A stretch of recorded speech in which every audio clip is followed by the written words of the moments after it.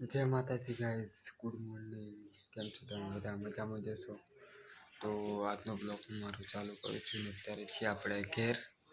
તો નહીં ધોઈને હવે તૈયાર થઈ ગઈ છીએ. અમે નાસ્તો કરીને નીકળીએ કામ પર. હજુ નાસ્તો નહીં કર્યો, ખબર નહીં શું ખાવાનું બનાવ્યું, કંઈ હું ટિફિન ભર્યું મને જ નહીં ખબર. નહીં ધોઈને તૈયાર થઈને અમે નીકળીએ. આ તો ટી શર્ટ નવી પહેરી છે. ચલો નીકળીએ નાસ્તો કરીને. આપણે નીકળી ગયા ઘેરથી ટિફિન લઈને કામ ઉપર. આ તો દાળની રોટલા છે ટિફિનમાં. દાળની રોટલા, ઘઉંની રોટલી અને દાળ છે તુવેરની દાળ. તો ગાઈઝ આપણે આવી ગયા રસ્તા પર, મતલબ ગાડી માટે. હવે ગાડીએ વરસાદ ફૂલ પડ્યો ગાઈઝ. રાતે પણ વરસાદ, એટલે હવે 7-8 વાગે ચાલુ થઈ ગયો. 7 ના એટલે 7-8 વાગે, 9-10 વાગે ચાલુ થઈ ગયો વરસાદ. અને કાલે તો આપણે 8 વાગ્યા પછી બ્લોક પૂરો કરેલો, તો પાછળથી આવેલો વરસાદ.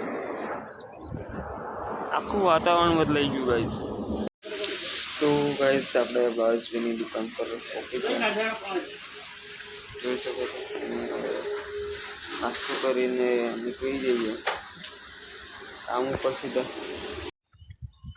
તો ગાઈઝ આપણે અત્યારે પહોંચી ગયા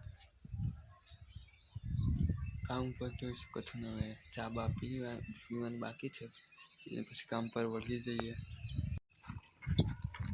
તો ગાઈઝ અત્યારે આપણે જઈએ છીએ પાછળના ભાગમાં. અને પાછળ ગાઈઝ આપણે સવારે આવેલા, પાછળ પણ મોટો સાપ હતો. એ ગાડી સાપ હતો ને એટલે પછી મને બીક લાગે, એટલે પછી પાછળ ના આવ્યો. મને ગાઈઝ બીક લાગે આ ગાડી.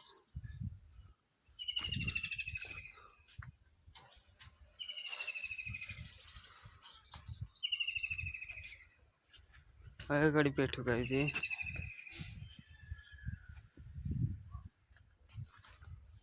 હવે ગાડી બેઠેલો સાપ.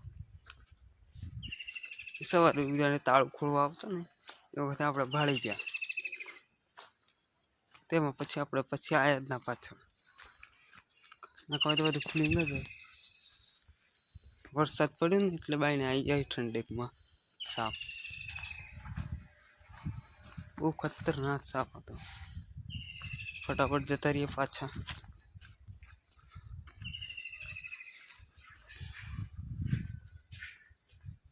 પાછળ જતા નીકળી ગયો બહાર. તો ગાઈઝ અત્યારે છીએ આપણે ગાડી ઝાડવા વાળવા કાઢી નહીં કાંઈ સાપ તો એ ચડી જેવું કામ છે.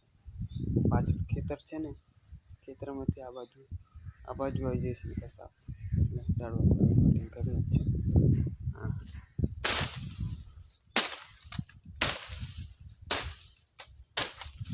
જે પેલી બાજુના આવે ને, આ બાજુના ઝાડવાને એ કટિંગ કરીએ. પેલી બાજુ ખેતર છે, તમે ખેતર બતાવી દો.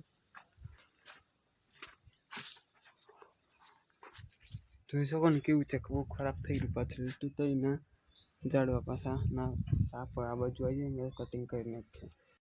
તો ગાઈઝ અત્યારે વાગ્યા છે 12:30 અને આપણે બેઠા છીએ જમવા માટે. દાળની ઘઉંની રોટલી લાવ્યા છીએ, દાળ અને ઘઉંની રોટલી લાવ્યા છે. તો જમી લઈએ.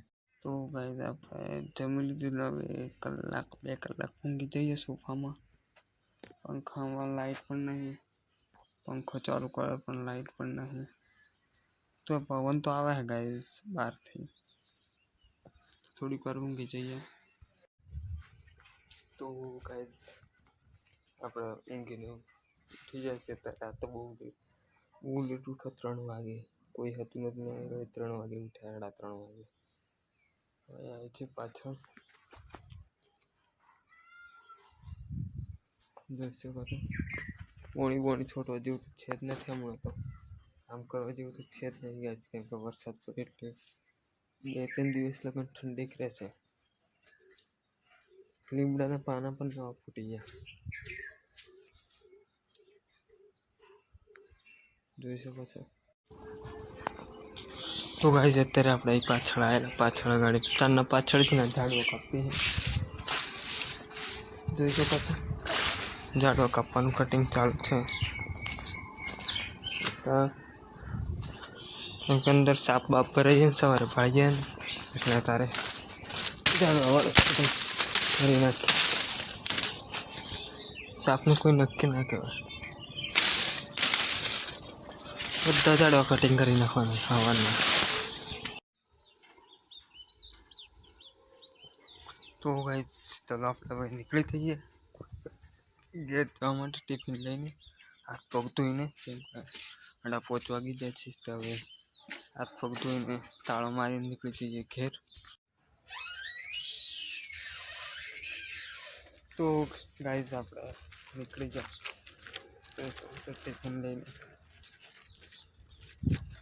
હમણાં નીકળ્યા. આ થોડાક વહેલા નીકળી જાય રોહિતના કરતા અડધો કલાક વહેલા નીકળ્યા. તો ગાઈસ આપણે રેકડું મળી ગયું ને આવી ગયા છીએ દિગમણા. આજે પાછા આપણે દિગમણા પાટીએ ઉતર્યા. જોઈ શકો છો બસ સ્ટેશન દિગમણા પાટીએ. તો કાંઈ બોલો રિયા લગન જતો ને રેકડો એટલે પછી ઉતરી ગયા. હવે 8:30 વાગી જાય ઘેર. હવે ગાઈસ અત્યારે આપણે ફોકી જાય ઘેર. આવી રહ્યું આપણું ઘર. અને જસપાલ ભાઈ તો કાલના 15 જતા રહે ઘેર એટલે કાલે પાછા આવવાના છીએ ભાઈ. ઘેર બી રહીએ હમણાં આરામથી પછી જઈએ કંઈક કલાક અડધો કલાક પછી નિશાળી. નિખિલભાઈ ઘેર જતા રહે. ગાઈસ અત્યારે આપણે જઈએ છીએ નિશાળી. કાલે બેસવા માટે જઈએ છીએ નિશાળી. રોજ બેસે છે ને એટલે કાલે તો વરસાદ આવેલો ઉપર તો ના નીચે હતા કાલે આપણે. કાલ તો વરસાદ આવેલો તમને ખબર જ હશે. જયદીપભાઈ તો જ્યાં હશે ડેરીમાં હમણાં આવશે અડધો કલાક પછી. કોઈ નક્કી નહીં જયદીપભાઈ આવી કે ના આવી. ગાઈસ આપણે આવીએ નિશાળી બેઠા છીએ. અને ગાડી તો પાણી ભરાઈ ગયું જોઈ શકો છો તમે. કાલે વરસાદ પડેલો ને ત્યાં પછી પણ પાણી ભરાઈ ગયું છે. જયદીપભાઈ તો ડેરીમાં જાય છે લગભગ. ભાઈ આપણે બેસ છે ફોન બોન જોઈએ ગેમ રમે ફ્રી ફાયર. તો ચલો ગાઈસ હવે આપણે જઈએ નિશાળ પરથી ઘેર. 7:30 થઈ ગયા છીએ ઘેર જતા રહીએ.